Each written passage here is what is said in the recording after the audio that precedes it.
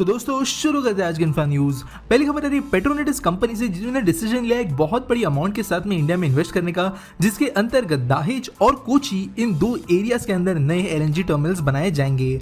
तो टोटली जो investment amount निकल कर आ रही है वो है 66.9 बिलियन रुपीज और इसके जरिए दहेज के ईस्ट कोस्ट में एक नई जेटी टर्मिनल, एक नया एलएनजी डॉकिंग टर्मिनल और कोची के अंदर भी सिमिलर चीजें बनाई जाएंगी। तो करंटली हमारा जो एलएनजी या लिक्विफाइड नेचुरल गैस का मार्केट है वो सरप्लस में चलता है, जिसकी वजह से ऐसे पोर्ट्स बनाना किसी भी कंपनी के लिए फायदे का हो सकता है। इनफैक्ट खुद हमारी गवर्नमेंट भी ऐसे कई सारे पोर्ट्स मुंबई और दूसरे वेस्टर्न कोस्ट वाले भागों में बना रही है और ऐसे ही चीजों में प्रॉफिट निकालने के लिए पेट्रोनेट भी अभी आगे जाकर प्रोजेक्ट्स इंडिया में बनाएगा, ऐसा नजर आ रहा है। बाय द वे इस सेम कंपनी ने कुछ सालों पहले ही श्रीलंका, बांग्लादेश, कतार इन जैसे दूसरे देशों के अंदर ऐसे टर्मिनल्स बनाने के लिए प्लान सामने रखे थे, लेकिन अभी ऐसा नजर आ रहा है कि फाइनली इंडिया उनका प्रेफर्ड लोकेशन बनकर आएगा। अगली दोस्तों खबर आ रही कोलकाता से, जहां पर बेस्ड बंधन ग्रुप आगे जाकर एक नई हॉस्पिटल चेन और सीबीएसई एफिलिएटेड स्कूल्स खोल सकते हैं आसपास के एरिया में अपने पोर्टफोलियो को एक्सपांड करने के लिए। दोस्तों बंधन ग्रुप वही एंटिटी है जिन्होंने इंडिया की पहली प्राइवेट सेक्टर बैंक ओपन की थी इंडिपेंडेंस के बाद में और काफी ज्यादा सक्सेसफुल ये रही अपने वेंचर में। अभी करेंटली ये जो एंटिटी है ये एक बैंक चलाती है, एक एनबीएफसी चलाती है और अपने पोर्टफोलियो को एक्सपांड करने के लिए उन्होंने सोचा है कि पहले एक सीबीएसई स्कूल वो कोलकाता के आसपास में खोलेंगे और उसके बाद में एक बड़े लेवल का मल्टी स्पेशलिटी हॉस्पिटल भी ये ओपन करेंगे। तो यहाँ पर जो करंट यूनिवर्सल लीडर है बंधन ग्रुप के, उन्होंने ये कहा है कि ये जो नया हॉस्पिटल बनेगा यहाँ पर बड़े लेवल पर हर तरीके के पेशेंट्स को सर्विस दी जाएगी। इसी सबसे ये बनेगा, कंप्लीट डायग्नोस्टिक फीचर्स यहाँ पर अवेलेबल होंगे, stay facilities, day care facilities, ये सारी चीजें यहाँ पर अवेलेबल की जाएगी। इसका जैसे कोलकाता और आसपास में रहने वाले जो लोग हैं उन्हें एक और बेहतर हेल्थ केयर ऑप्शन मिलता हुआ नजर आएगा ताकि अपनी हेल्थ वो मेंटेन कर पाए। और आज के डेट में इसी तरह इम्यूनिटी को स्ट्रॉन्ग रखना भी बहुत ज्यादा जरूरी है। इम्यूनिटी को बढ़ाने के लिए कई सारे तरीके हैं, जिनमें से one of the best method निकल कर आता है नेचुरल इंग्रेडिएंट्स को यूज करना। यहीं पर आता है एनवेदा का इम्यूनिटी बूस्ट सप्लीमेंट। सही तरीके से आपकी इम्यूनिटी बढ़ाने में एनवेदा इम्यूनिटी बूस्ट आपकी बहुत मदद कर सकता है। इसके अंदर पपाया लीव्स एक्सट्रैक्ट, तुलसी के पत्ते, मेथी के बीज, मिल्क एक्सट्रैक्ट्स, अनार, प्रोमोग्रेनेट जैसे नेचुरल इंग्रेडिएंट्स इसके अंदर इस्तेमाल किए गए हैं। ये ना सिर्फ आपके लिए एक स्ट्रॉन्ग इम्यूनल शील्ड बनाने के लिए मदद करता है, लेकिन आजकल के डाइट में कभी कभी जो एसेंशियल इंग्रेडिएंट्स छूट जाते हैं वो भी आपको दिलाने के लिए एनवेदा मदद करता है। अभी आने वाले बरसात के मौसम में आप सब जानते हो कि हेल्थ रिलेटेड इश्यूज आना एक कॉमन बात है और इस समय पर अगर आप अपने हेल्थ को बिगड़ने से रोकना चाहते हैं तो इसके लिए आपके पास में भी एक स्ट्रॉन्ग इम्यून सिस्टम होना बहुत जरूरी है। और ऐसे क्लाइमेटिक चेंजेस की वजह से आने वाले कोल्ड, एलर्जीज जैसी दिक्कतों से भी आप राहत पा सकेंगे। जैसे मैंने पहले भी कहा है, एनवेदा के सारे प्रोडक्ट्स इंडिया के अंदर top of the line processes को इस्तेमाल करते हुए बनाए जाते हैं और हजारों लोग इनके प्रोडक्ट्स का ऑलरेडी फायदा ले चुके हैं। तो डिस्क्रिप्शन में दिए गए लिंक के थ्रू आप अपने फैमिली के लिए एनवेदा का इम्यूनिटी बूस्ट सप्लीमेंट खरीद सकते हो और 10% डिस्काउंट आपको मिलता है ऑफर कोड OFR10 यूज करते हुए। इसके अलावा एनवेदा की इम्यूनिटी बूस्ट में जो इंग्रेडिएंट्स है उनके बारे में जानने के लिए और दूसरी चीजों के लिए आपको लिंक्स डिस्क्रिप्शन में मिल जाएंगे। तो डिस्क्रिप्शन में जाकर एनवेदा इम्यून बूस्ट ट्राई करना बिल्कुल भी ना भूले। अगली दोस्तों खबर आ रही है हमारे बॉर्डर रोड ऑर्गेनाइजेशन से, जहां पर हमारे डिफेंस मिनिस्टर जी के जरिए 2 नए सेंटर्स ऑफ एक्सीलेंस ओपन किए गए हैं। देश के अंदर जो बॉर्डर रोड्स पर काम होते हैं, जो कंस्ट्रक्शन एक्टिविटीज होती है, उनके अंदर ग्रोथ दिलाने के लिए। तो बेसिकली जो सेंटर्स है ये काम करेंगे रोड्स, ब्रिजेस, एयरफील्ड्स और अलग अलग काम जो बीआरओ करती है, उनके डिजाइनिंग, प्रोक्योरमेंट, जो भी बैक एंड प्रोसेस होती है, ये सारी चीजें इन एक्सीलेंस सेंटर्स में की जाएगी। और अभी टोटल 60,000 किलोमीटर ऑफ रोड्स जो बीआरओ के अंदर बन रहे हैं उनके अंदर योगदान ये एक्सीलेंस सेंटर्स देंगे। तो दोस्तों वैसे इसके साथ साथ 56,000 metres of bridges, 19 airfields, 4 tunnels, फिर चाहे वो जम्मू एंड कश्मीर हो, नॉर्थ ईस्ट हो, दूसरे हमारे बॉर्डरिंग स्टेट्स हो, इन सारे जगहों पर बीआरओ के द्वारा बनाए जा रहे हैं। और ये करेंटली एज ऑफ नाउ हमारे नेशनल कैपिटल में जो हेडक्वार्टर हुआ करता था वहां से ऑपरेट होते थे, लेकिन बढ़ते हुए डिमांड, काम, सारी चीजों को देखते हुए ये 2 नए सेंटर्स ओपन किए गए हैं और इसके वजह से ज्यादा एफिशिएंटली और प्रिसाइज तरीके से बीआरओ काम कर पाएगी, ऐसा हमारे डिफेंस मिनिस्टर जी के द्वारा कहा गया है। अगली दोस्तों खबर आ रही है हमारे देश के अंदर बनने वाले एक ऐसे रेलवे ब्रिज के बारे में जिसका कंस्ट्रक्शन सिर्फ 20 दिन में कंप्लीट किया गया। तो आप सब जानते हो कि वेस्टर्न और ईस्टर्न डेडिकेटेड फ्रेट कॉरिडोर जो बन रहे हैं, दोनों पर काम काफी देर से जारी है, जबकि दोनों के कुछ सेक्शंस ओपन भी कर दिए गए हैं। इसी के अंदर अभी जो बचा हुआ सेक्शन है वेस्टर्न डेडिकेटेड फ्रेट कॉरिडोर का, गुजरात से लेकर मुंबई तक का, वहां पर वलसाड इस एरिया में एक नया रोड ओवर ब्रिज बनाने का काम पिछले कुछ दिनों में अंडरटेक किया गया था। लेकिन एक इंटरेस्टिंग बात इसके बारे में ऐसी है कि 20 दिन के अंदर इसका काम खत्म किया जाएगा, ऐसा यहाँ के इंजीनियर्स और ऑफिसर्स के द्वारा कहा गया है। तो यहाँ पे डेडलाइन जो है इस ब्रिज को बनाने के लिए वो है 22 जून की और 4.5 करोड़ रुपीस खर्च किए जाएंगे इस ब्रिज को बनाने के लिए। तो इसकी कैरिंग कैपेसिटी 300 से लेकर 500 मेट्रिक टन की होगी और सेगमेंटेड तरीके से ब्रिज बन रहा है, यानी टुकड़ों के अंदर इसके पार्ट्स बनेंगे जो साइड पर लाकर असेंबल किए जाएंगे। जनरली ऐसा ब्रिज बनाने के लिए अराउंड 100 डेज का समय लगता है, लेकिन कुछ नई टेक्नोलॉजीज, कुछ नए प्रोसेसेस और फाइनली एक गोल रखते हुए WDFC ने डिसाइड किया कि वो 20 दिन में ये ब्रिज बनाएंगे और एक रिकॉर्ड स्थापित करेंगे, ना सिर्फ इंडिया के लिए लेकिन ग्लोबल लेवल पे। साथ साथ इस ब्रिज के बनने के बाद में जो भी टेक्नोलॉजीज और सीख मिलती है WDFC को, उस तरीके से बाकी एरियाज में भी जहां पर भी ऐसे ब्रिज बनने हैं वहां पर उन्हें इंप्लीमेंट किया जाएगा, ताकि ये जो 100 दिन का आज का डेडलाइन है वो कम किया जा सके बाकी साइड्स पर भी।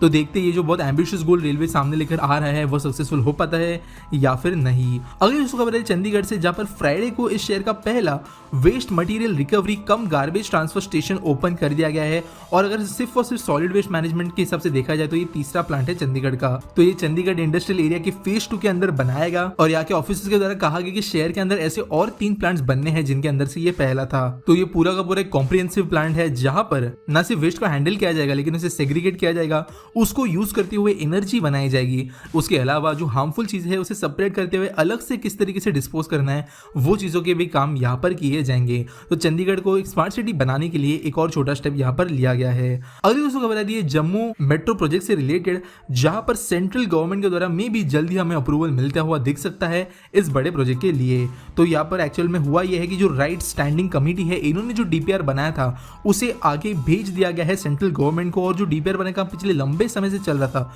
वो फाइनली कंप्लीट हो गया है कुछ दिन पहले।